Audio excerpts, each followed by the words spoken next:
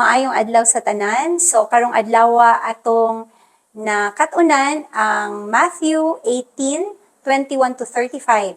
Mahitungod sa ginatawag na the parable of the unmerciful or unforgiving servant. Usa ka tawo o sa kasulugoon nga dili kabalo mo pasaylo. So gihisgutan ni Ginoong Hesus nga dunay usa ka hari nga naa siya sulugoon nga naay utang sa iyaha.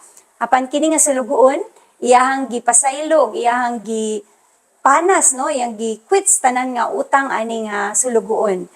But the moment nga nigawas siya sa iyahang gikan sa palasyo, no, sa hari, iyang nakita tong isa pod ka sulugoon nga napoy utang sa iyaha. Ang iyang gibuhat is iyang gipaningil og dili lang wala siya nakontento nga iyang gipaningil, iya pag yung gihulga og iya pag yung ipapriso kining maong sulugoon nga iyang kauban nga sulugoon nga dunay utang sa iya. Sa diha nga nadunggan ni sa hari, o kay ang hari, no, kay nga naman iya man gipasaylo ni siya nga sulugoon, unya anong dili man siya kabalo mo pasaylo pod sa o mo panas pod or mo quit sa utang nining tao nga nakautang sa iya.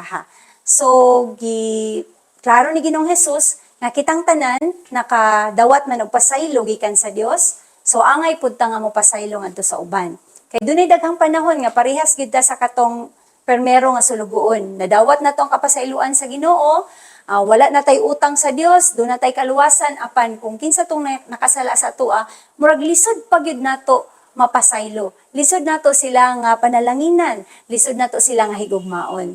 So gi-end ni Ginoong Hesus kini nga parable by saying nga kung dili kita kabalo mo pasaylo sa uban, dili pud ta pasayloon sa Dios nga naa sa langit. So I pray nga kitang tanan makabalo, no, mo pasaylo, mo release og pasaylo nga to sa uban tungod kay ato mang nadawatan ang libre nga kapasayloan gikan sa Ginoo. Okay? Magpray ta. Heavenly Father, salamat kaayo sa pulong nimo. Indeed, your word is alive and powerful.